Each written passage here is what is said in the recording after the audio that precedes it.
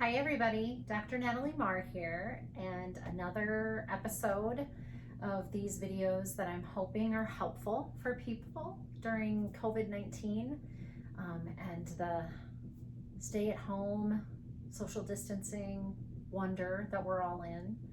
Not to mention just all the change and all that's happening in the news and elsewhere because of COVID-19, right? It's a tough time, you guys, and I just want to reiterate and even encourage you to go back to the first video. We are in grief right now. We are suffering a very difficult loss, one that we didn't ask for. And I'm sure if you asked anybody you know, or if you yourself has experienced a significant loss in your life that happened just out of the blue, weren't expecting it, it is super difficult to manage during times like these. And you know, no one prepares you for this. There really is no preparation for this. Truth be told, you know, I had a family member that I went through 3 years of treatment for her cancer, and it still is like a surprise at the end of it. It doesn't really matter if you know it's coming or don't. But there's a particular difficultness to adjusting after something that's been this big, this life-altering happens. And it's not just life-altering for me, it's life-altering for all of you and all of the world and all at the same time. When you put that in perspective, the gravity of what we're in starts to make a little bit more sense. And I just want to encourage you to keep remembering what a significant change this has been. Now, I was a little bit more tongue-in-cheek last week when I said, hey, I'm sure you're living your best life in COVID-19. I don't, by the way, expect that anybody is. And I want to say yet again, yes, it's been some time. However, time does not mean that our grief and grieving process is over the hill or the hump at this point. We are all enduring a lot right now. And I think that we just need to check back in with ourselves about what we can and cannot do right now. I recently released a short blog on my Instagram that talked about the idea that we're shoulding on ourselves. And I do think that many of us are shoulding on ourselves. And so what do I mean by that? Other than it's kind of funny. What I mean is that we kind of are using this as this great opportunity to start doing all the projects that we've thought we wanted to get to, or getting that, you know, pet that we've talked about getting, or you know, learning some sort of new skill, or right? Not that those things are not good things to do while you're grieving necessarily. Everybody's grief process is unique. You can't do it wrong, and all of us will have, you know, different things that we go to during this process. However, shoulding on ourselves is really about holding yourself accountable to an expectation that, hey, it's been a month or so, we should be in our new normal, and now because I'm at home, I must have all this extra time and I'm going to go and do all of these things. And last week I talked about that emotional bandwidth concept. Well, clearly, if you're adding things to your to-do list, you're limiting what emotional bandwidth that you have access to. I want to give you a metaphor for what I'm talking about when I say that we're putting too much on us and we're using up our emotional bandwidth. So if you have experienced, you can go to, you know, the memory stores of what you've experienced. But if you haven't experienced a death, it's a pretty significant thing, you know, especially if it's one of those immediate family members. So it could be a parent, could be, you know, a son or daughter, could be a sibling, But anybody that really is, part of your life on a routine basis for certain, or holds a placeholder in your life that was rather significant, like a caregiver of some kind. When we lose them, we lose a sense of ourselves. We lose orientation in a way to how we operate in the world. One of our anchors has been cut. And so we just feel a little bit adrift in those moments. Our mind is not really rational always. We're coming from a more emotional place during times like that.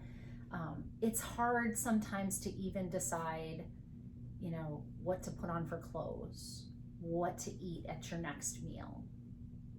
These are, things that if you've been through an experience like this, you're like, oh yeah, Dr. Marr, I know exactly what you're talking about. It was like sometimes I didn't even care what was on television. I just wanted it on so that there was noise in the background. But I didn't even really need to watch it. I couldn't make a choice, not one. Just barely could get up in the morning and get myself going, and everything seemed like a chore. Generally speaking, when you have a loss of that significance, people around you are wonderful. People who love you are calling and checking in. They are bringing food by.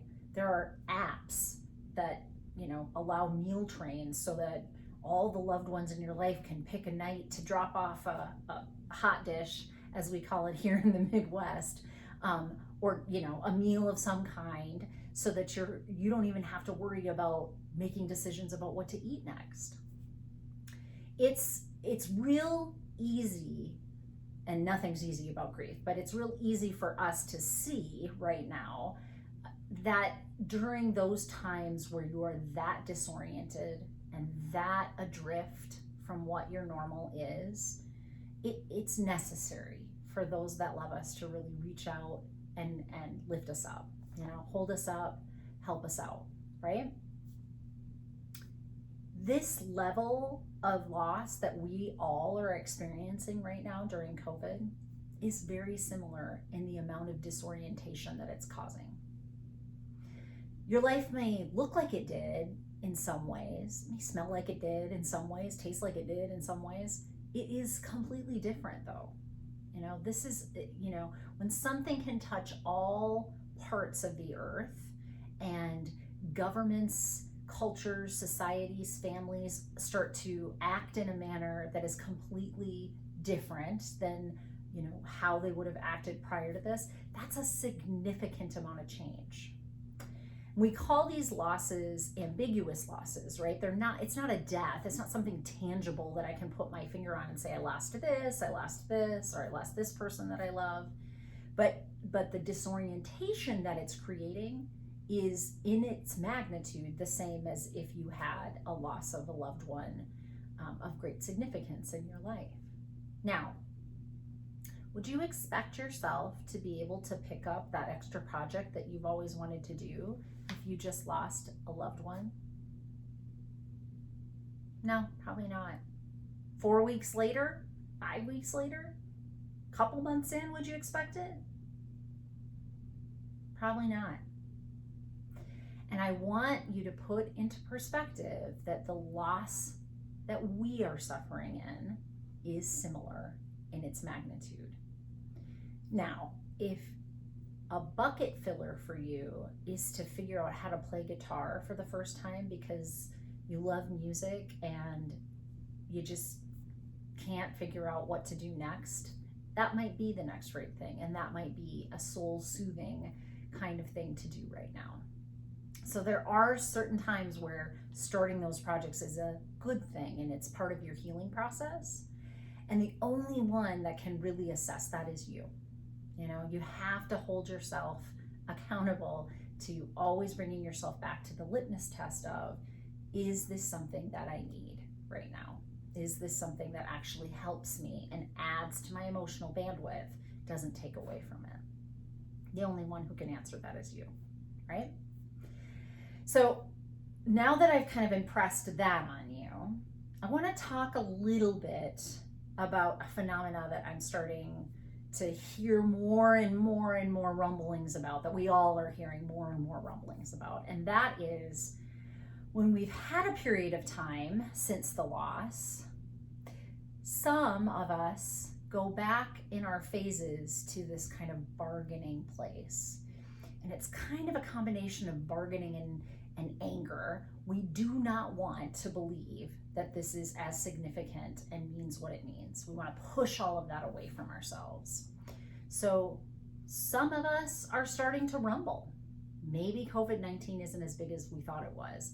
Maybe all of the governmental officials that have made decisions about staying in place have done too much or gone too far or want us to do this for too long. We're not seeing all of the cases that we thought we were. So I think it should be okay for us all to go back out, and social distancing should just be optional and not something that's enforced on any of us. I want us to hear again, that's bargaining. And it might come from a place of anger, and those are stages of grief. If you haven't watched my first video, go back again and watch that video, and I go through these stages of grief. It is really important to remember everybody is doing the best they can with what they have.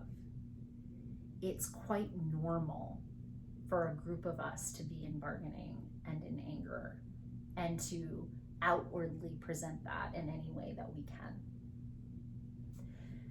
That being said, I'm not telling you that you can't show up to that with your different opinion. We're Americans. We're entitled to those opinions. And if we want to share them with one another, we get to share them with one another. What I want us to try and remember is that self-compassion is very important right now. So is other compassion. Having compassion for those that are also struggling with the same thing you're struggling with, which, by the way, is all of us. So compassion and the practice of empathy right now, they're superpowers for us. So somebody spouting off that, is a neighbor of mine about blah, blah, blah, and we should all be able to, and da, da, da, da, da. I'm not going to go online and start hurling hate. There is no productivity in meeting a negative emotion with another negative emotion that way. And it certainly isn't expressing any compassion, like, oh, you're grieving and this is where your grief is. I would suggest that anytime you are activated by things like this, that you're, wow, how could they think this way, or how, feel like you're defending yourself, feeling that way. When you start to act, I want you to think about acting from a place of showing compassion to that other person. Is the manner in which I'm going to give my feedback compassionate? Is the manner in which I'm showing up to this compassionate? Am I understanding, and am I demonstrating my understanding to this person that I get it?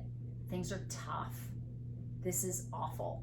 And this is how you're handling that right now. And I might be coming from a different angle, a different stage of readiness. And it's not my decision to tell you that you're not doing grief right? All of us are doing grief the best that we can with what we have. And it's important to stay in this posture. So there's emotional bandwidth for ourselves individually. There's also emotional bandwidth for us as a group. And we are all responsible not to be eating away at that. And certainly some of our phases in grief are going to eat a little bit more at that, like bargaining does, like anger does. We don't need to add to that with responses to that aren't compassionate. So I will leave you yet again with my same mantra: stay graceful towards yourself, stay compassionate towards yourself, and also stay graceful to everybody. Stay compassionate to everybody, that we're all just doing the best that we can with what we have. Thanks, guys.